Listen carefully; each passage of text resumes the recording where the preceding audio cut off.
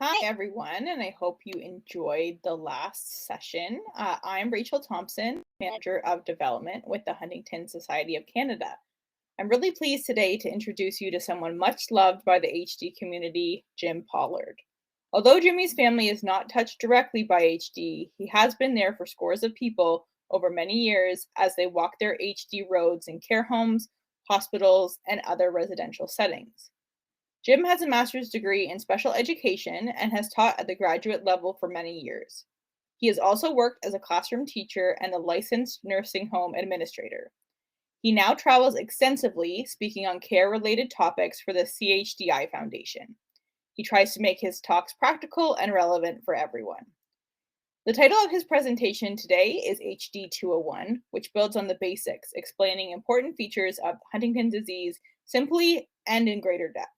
With his trademark warmth, Jimmy will also cover some less familiar aspects of HD that carers and those walking their roads with HD have certainly observed. The information presented can guide moving forward. I'm so happy to introduce Jimmy today, and he has actually chosen to not use slides throughout the presentation, so you'll have the opportunity just to feel like you're talking to him one-on-one directly. So without further ado, we will introduce Jim. Hi. The title of the, thank you, Rachel, by the way. And as Rachel has said, the title of this session is HD201. Now, 101 courses in college are usually introductory survey courses, and 200 level courses are more intermediate level courses.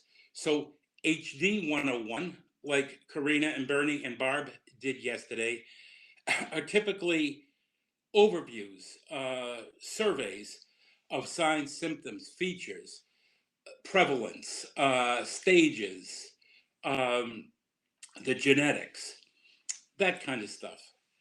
And when you're planning a conference, you need to have a HD 101 session because there's always new families and there are others who might be coming for the first time and they come from family backgrounds, scenarios where maybe information was withheld or hidden, kept secret.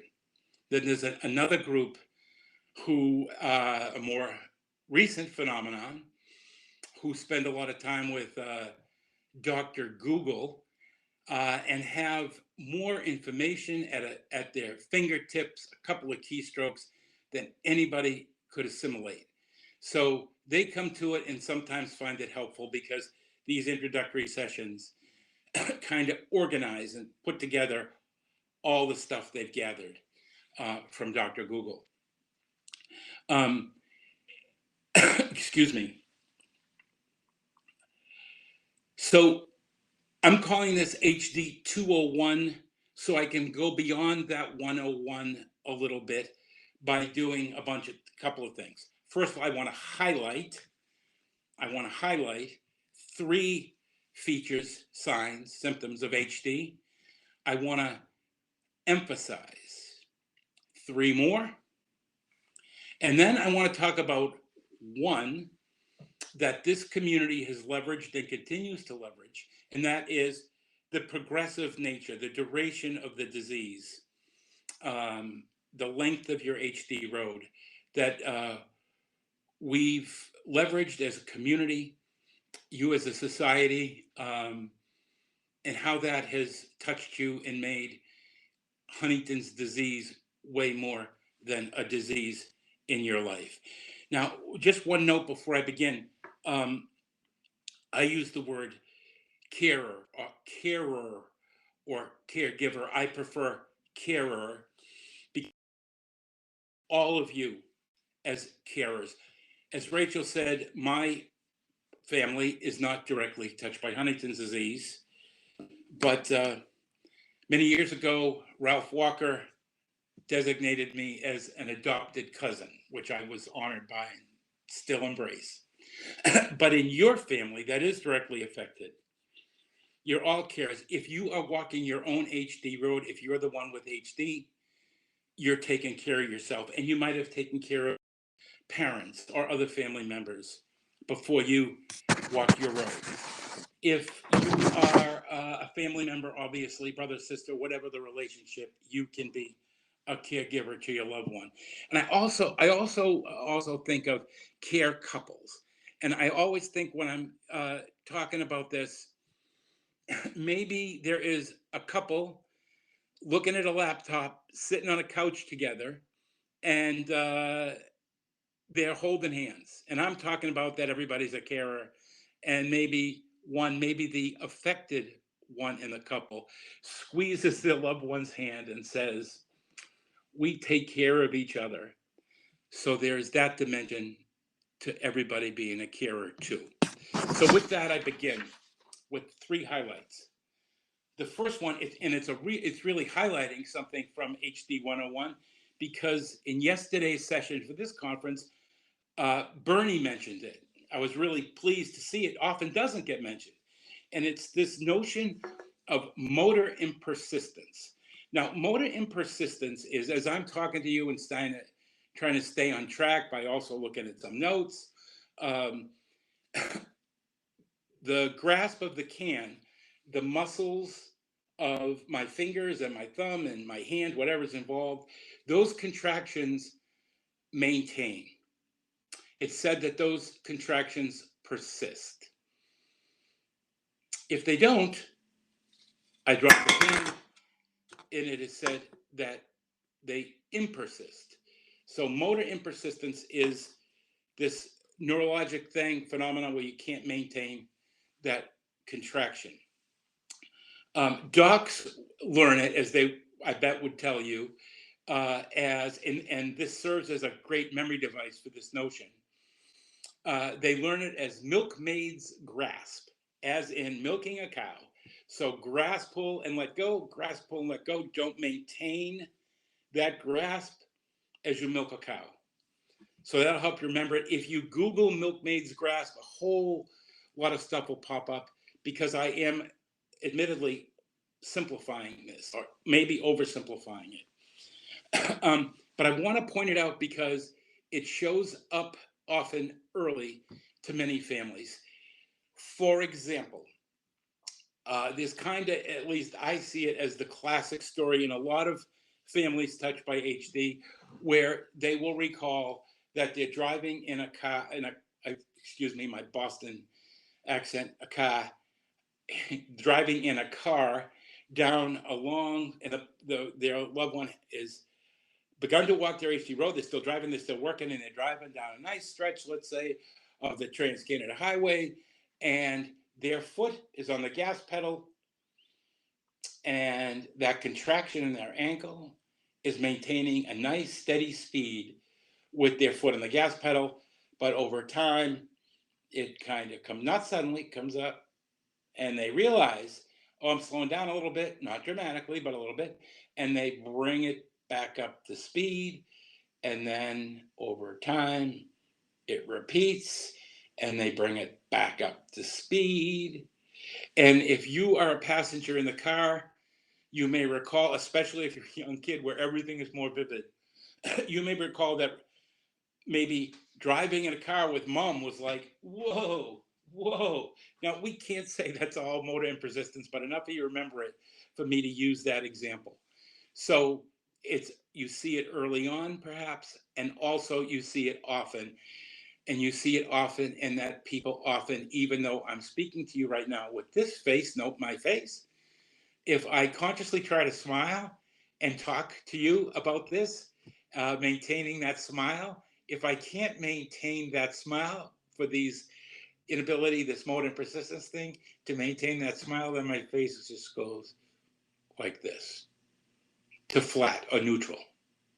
So you see it early, you see it often, and it contributes to, obviously, drops and spills. And sometimes it can even, not always, not even most, but sometimes it can even contribute to falls.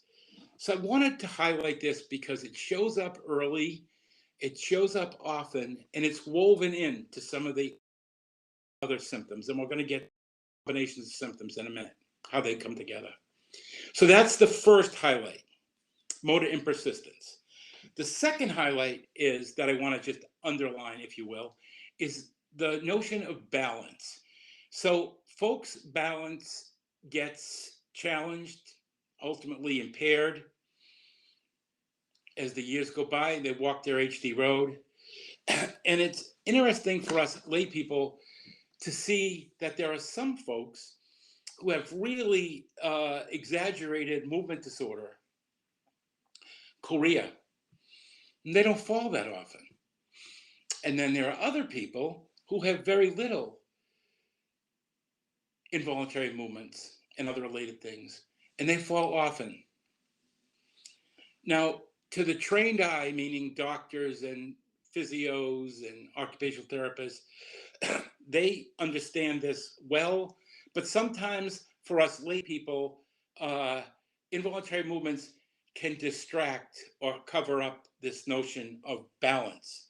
So over the years, I kind of think as a layman, I kind of have trained myself to look at balance and all those other things as kind of independent things, because it's hard to see through things when they're happening in combinations. We see balance contributing to falls. We see balance contributing to a common one that many of you will recognize, to flopping into chairs when people sit down in chairs onto a toilet seat, getting in bed, because that moment, that fleeting moment where they make their pivot to turn, they're balancing themselves on one foot. And that's an early skill that gets impaired early. So you see it in falls and you see it in those transfers in flopping. And I highlight this because obviously falls can cause injuries. And on a less serious note than getting injured from a fall is flopping into chairs and onto toilets, into beds, but mainly chairs and toilets. It can be hard on the furniture, man. It can be hard on the furniture. And the good news is that if you work with your physio or other rehab therapists, there are exercises that they can give you to work on balance at home that are easy to do, but really, really helpful. So highlight number one is motor impersistence. Highlight number two is balance. And highlight number three is dystonia. So dystonia is a disorder of muscle tone, a disorder of tone, a dys of tone, dystonia. And it's the tension in your muscles that you need to support yourself and to use your limbs and all that other stuff. Again, I won't wow you with all this stuff because it's way over my head. But usually, muscle tone is explained by an elastic, that you don't want too much of it like that. That's too much tone. Hypertonic is the word for it.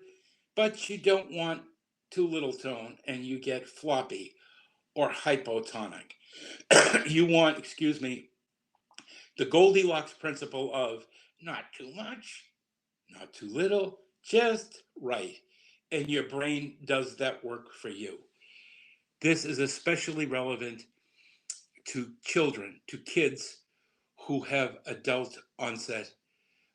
juvenile onset JHD, to JHD kids. The most common manifestation, I think, probably, of dystonia are changes in people's posture. You see people maybe being tight on one side and loose on the other and leaning this way or leaning that way. They're sustained contractions. Maybe your trunk is a bit twisted. There's no typical one, can manifest in all ways, unique ways. some more common than others. But Sorry, excuse me, Mr. Pollard. yes, This is Dave. I'm one of the yeah, technicians in behind the scene. We're finding that your internet is unfortunately rather unstable. So what we're going to do, we're going to have Rachel take over for your slides. Still have your voice, which is coming through nice and clear. But if you wouldn't mind, down in the bottom of your screen, just to disable your camera in the little black box at the yeah, bottom. okay. Unfortunately, we don't get to see your smiling face for a little while, but this way we can hear you perfectly, and it should lower the bandwidth use within Okay. your system. Is there anything else I can close maybe? You know what? If you could just turn off your camera, it will definitely help. Okay, I will follow your good advice. So where should I proceed from? Did you notice?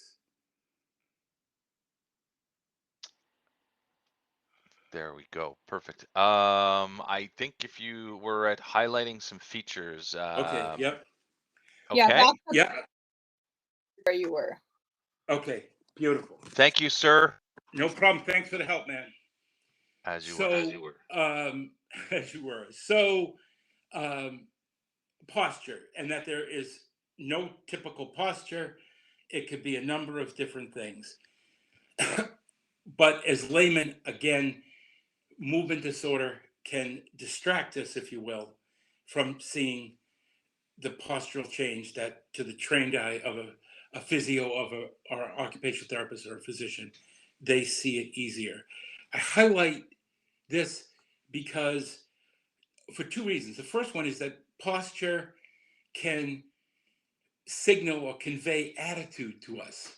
So that if you come upon me and I'm sitting up straight, and you're listening to me, you make some assumptions like I'm engaged with you, and I'm interested in what's going on. But if I just slouch a little, lean to one side and slouch down, still looking, for example, at the camera or the eyes of somebody who I'm speaking to, you might make the assumption that I'm not really interested, or I'm bored. Um, so we're often fooled by that, just because of that one feature of a change in posture. So you have to see through that. That's a disguise. Person is still excited and interested, but their posture can mislead us. The other reason I wanted to highlight posture is because untreated, especially farther down the road, it can cause contractures in the muscles of joints. Um, and that can lead to those contractures can lead to serious complications. And I know it's not uncommon, and I suspect some of you have dealt with contractures and treating them in your own families. But beyond that, it's these contractures are uncomfortable. Some of them are painful, but they're uncomfortable. You're in a state of discomfort. And HD aside, when all of us are uncomfortable temperamentally, our fuses shorten. So again, these things of posture and contractions are most relevant to kids who have juvenile onset HD. And I suspect that physios and other rehab therapists agree with me that in the extended family touched by HD, we maybe should pay more attention to watching out for dystonia and teaching people about proper positioning early on, long before people's posture gets changed, so that you can make adaptations in your homes and stuff. And like some of the other things I've said, the physios can help you with this. And it's different stretching, number of things. I will leave it to them. So those are the three things I wanted to highlight: motor impersistence, balance, and dystonia. Now I want to go a little more than highlight, and I want to talk about three things that I want to really emphasize more than highlight. And the things that I highlighted were really from the movement physical domain of the three things, the three categories of symptoms of movement disorder and mood disorder challenges. First ones were from the first one, movement and physical. This one is from mood. And again, it's depression. So we all have, and I really regret that you've lost my video feed because I was dependent on some facial expressions here. But we share, I'll do my best to describe them. We all share growing up, independent of Huntington's disease, kind of a stereotype of what depression looks like. And it's like maybe you put your head down and have a sad face and maybe lean a little to one side. I mean, if you were taking an acting class and the instructor said, okay, to the students, I want you all to look depressed, you would probably do that. You'd maybe close your eyes or put them at half mast and drop your head a bit and have a flat face, maybe lean down, put your head on your chin kind of thing. But no student would say, hey, I'm tired of doing this. In other words, no student would look angry because we all share that other stereotype of depression. But in HD, depression can and does manifest as anger, as it does in a lot of other neurodiseases. It does in everybody independent of without neurodiseases. I want to read to you briefly here. I just want to read to you a list of the classic signs of depression. Here they are. Sleep. A change in sleeping pattern. Too much, too little. Lack of interest.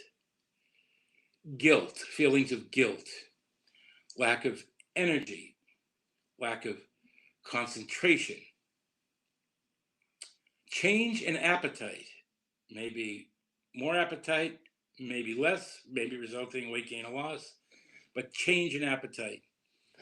Then there's this notion of psychomotor retardation or agitation. So psychomotor retardation, again, overly simplified, it's just generally slowing down of all your thoughts and expressions and behavior and movement.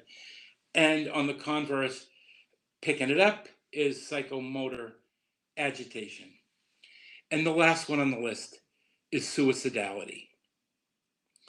So with this list in mind, I want you to just keep those things I mentioned in mind for a minute.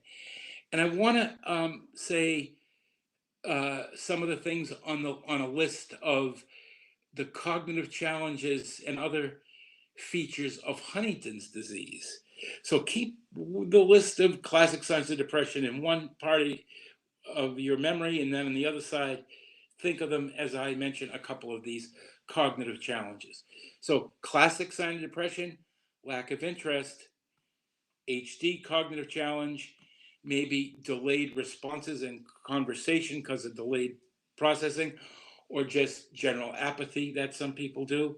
So you've got lack of interest, depression, and these things, Huntington's disease. Or classic sign of depression, lack of concentration. But on the HD cognitive challenge side, you have just difficulty in organizing your thoughts. It may look like you're not concentrating as you have those internal moments of trying to organize your thoughts. Another sign of sign of classic depression, we mentioned changes in appetite, and then you have kind of the same thing or a similar thing with HD, especially with ongoing weight loss and all the challenges of eating.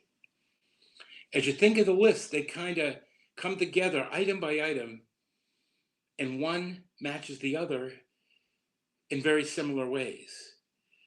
One more example, two more examples. Classic sign of depression, lack of energy. But then on HD specific challenges, there's weakness and the fatigue that comes with HD and living with all of its challenges. So lack of energy, depression, kind of match up. And last is, as I've already said, I'm glad we had the camera on, is classic sign of depression, the sad. Some of those features of HD that make up Huntington's disguise looks like a sad affect. So if you look at those, each of the features of depression and those cognitive things, they kind of match up, and it's hard for lay people like us to tease them out from one another. Even docs will tell you that it can be challenging, even with their depth of experience and expertise. It's difficult to tease out those things. It can be challenging for them, but it's within their scope of practice. It's within their scope of experience and expertise. It's not within the layperson's, us, scope of practice, experience, expertise, is even though you may have a lot of experience. And there are meds that help. I know that looking at the number of people here, that some of you are on antidepressants and they're working fine for you. Doctors have their regimens and a couple of drug families to choose from, and it might take a while to get the right balance or the right regimen, but it's pretty successfully treated in a lot of folks. But for us carers, because it's beyond our real scope of expertise to tease these things out, I want to emphasize that it's really important that we be really vigilant, good observers. And when we report symptoms to docs or our other mental health providers, that we give them detailed and accurate reports. We've lost too many warriors, and too many hearts remain broken. That's why it merits this emphasis. Second thing I want to emphasize is this thing about combinations of symptoms.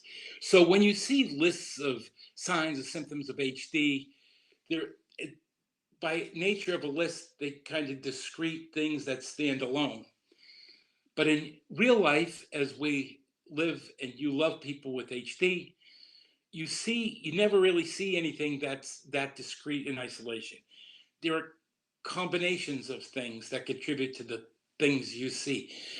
And Barb yesterday in HD101 mentioned this. I think she said, I think where each symptom impacts the others. And I can't say it more succinctly. Let me just give you some examples. So you might see somebody, as I had mentioned before, with Huntington's disguise, that facial appearance and posture. That's not one thing. It's dystonia, it's motor impersistence, it's delayed processing and delayed responses, it's problems with balance, it's maybe a little bit of depth perception, a lot of contributors to what you see. Falls, again, possible contributors, obviously balance, maybe dystonia, maybe chorea, maybe motor impersistence more rarely, but multiple contributors. And as I said before, flopping into chairs, it's probably not just balance, probably has something to do with spatial relations and a little bit off on depth perception, more than one thing. And I often think when I think of there's always more than one thing going on, if you have a loved one, and this has happened to, I can think of about 5 families that have had the same experience. Their loved one, it was time they needed support walking, and it was time for them to try out or use a walker. So probably without having consulted their physiotherapist, they go to Walmart and buy one of those really nifty new age little walkers that had the handles and the seat so you can sit down whenever you want, and the basket on the front maybe. And they get it home and somebody tries it out and everything's great.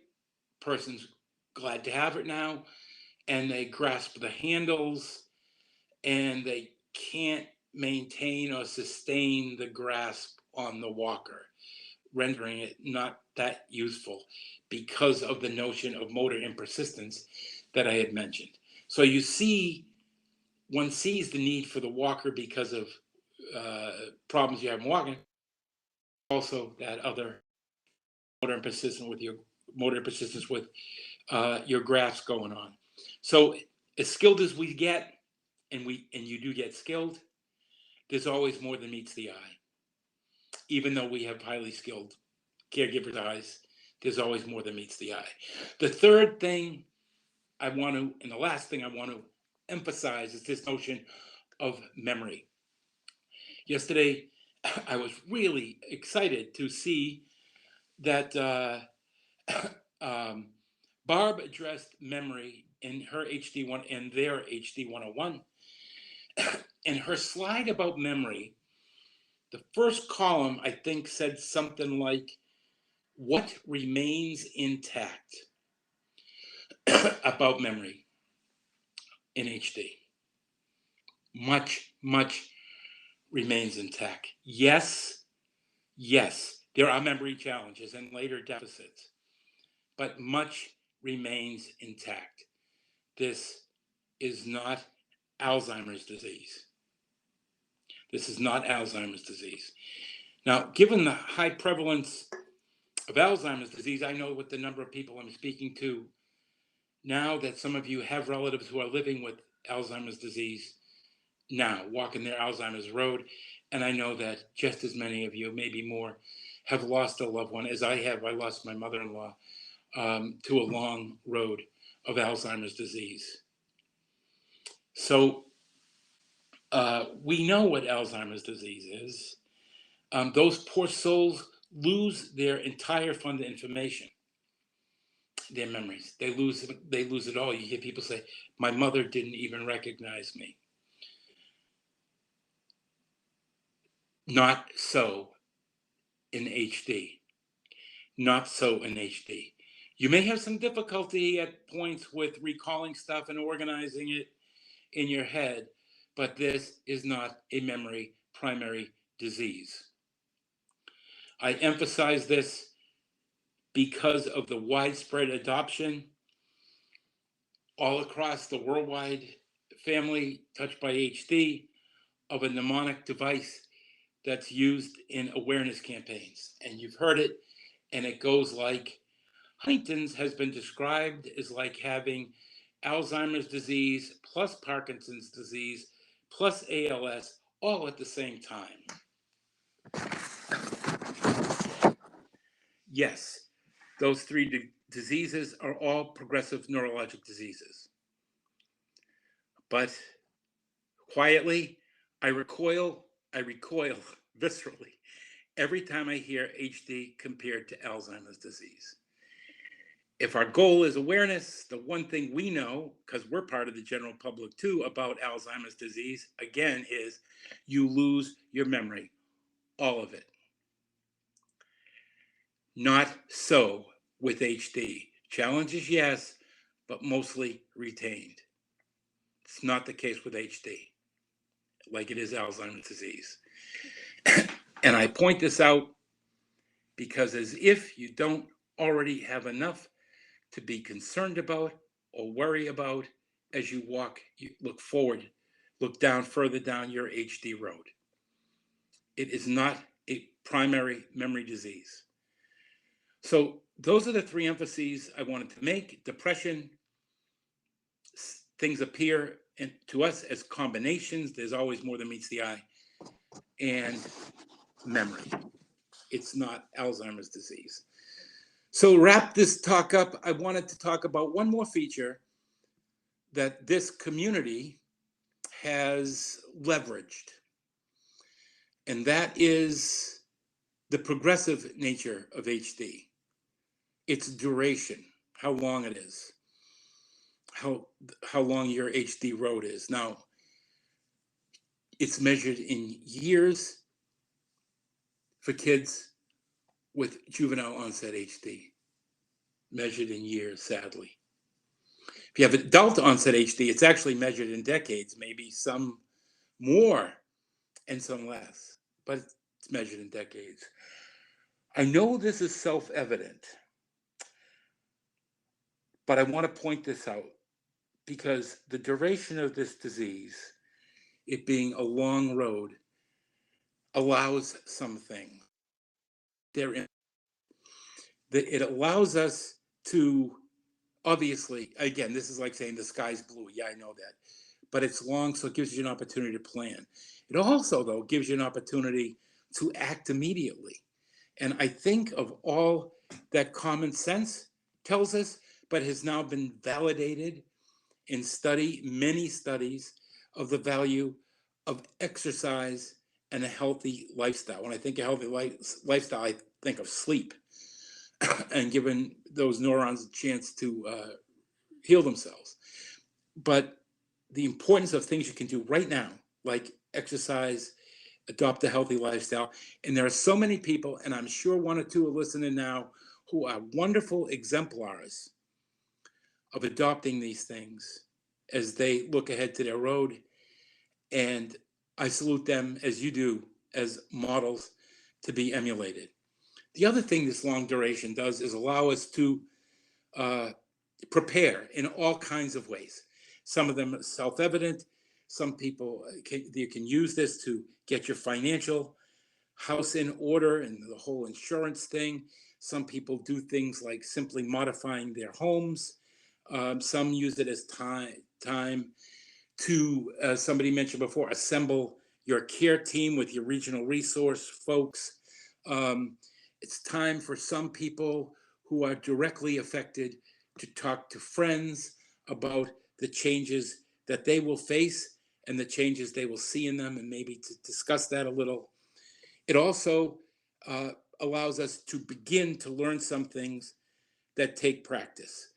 And I will use the stuff that I've been talking about for years now about accommodating the cognitive features of HD by doing such simple things as waiting, slowing down, wait for people to answer their questions, slowing down, do one thing at a time, hurry up if that's reasonable. Those things are difficult. They're simple in nature, they're difficult to do. We don't come wired that way. They take a long time to learn.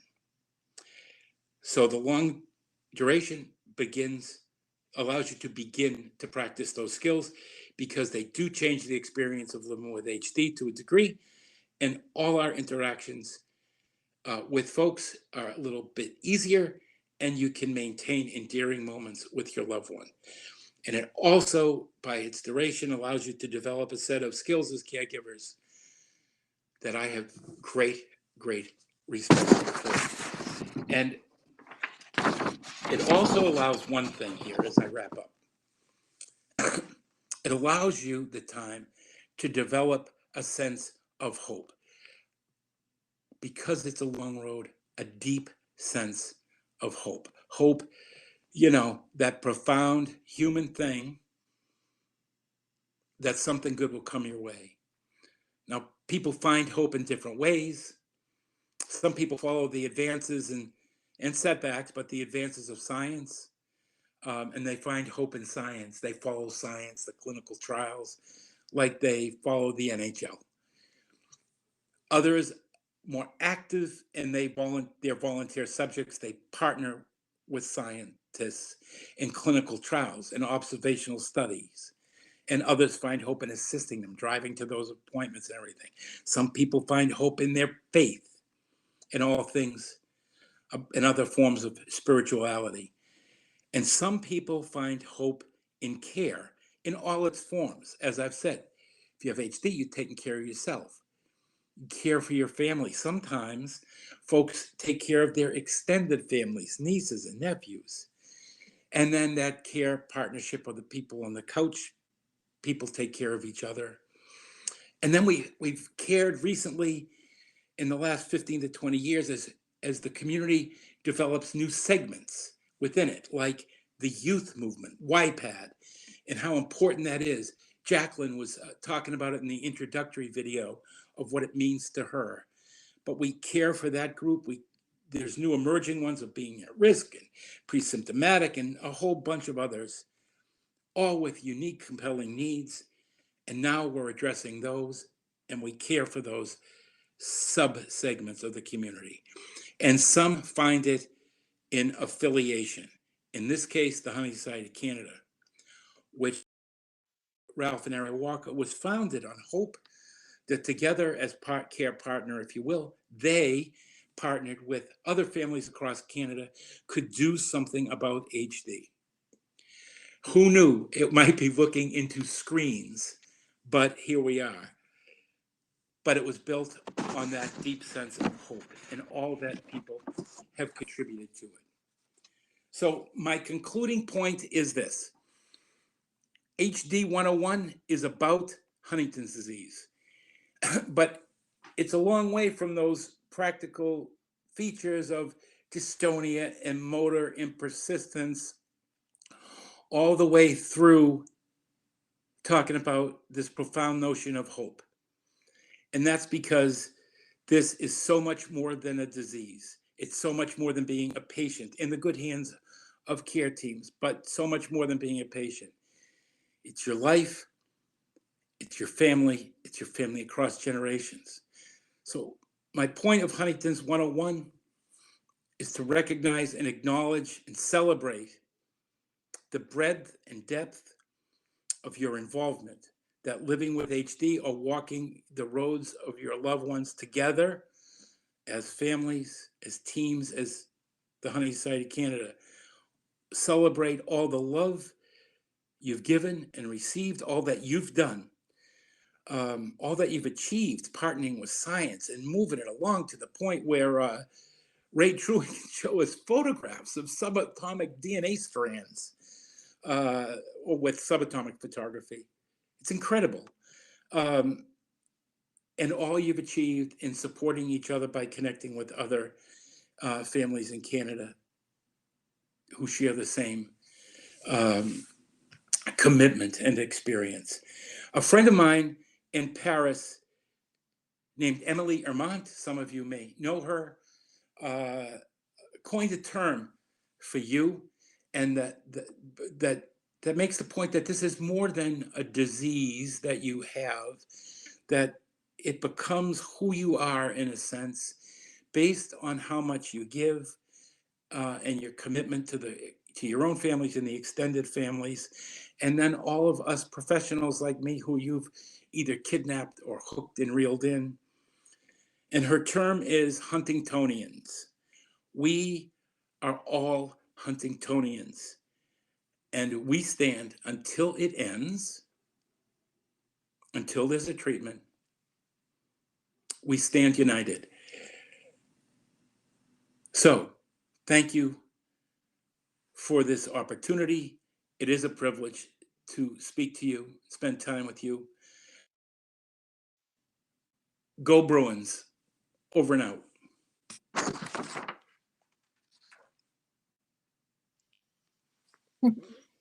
Thank you, Jimmy, for that insightful presentation. We all appreciate everything that you do. And now for our attendees, it's time for a break from 1:30 till 2 o'clock EST, and we'll be back at 2 o'clock EST. So bye for now and see you in about half an hour.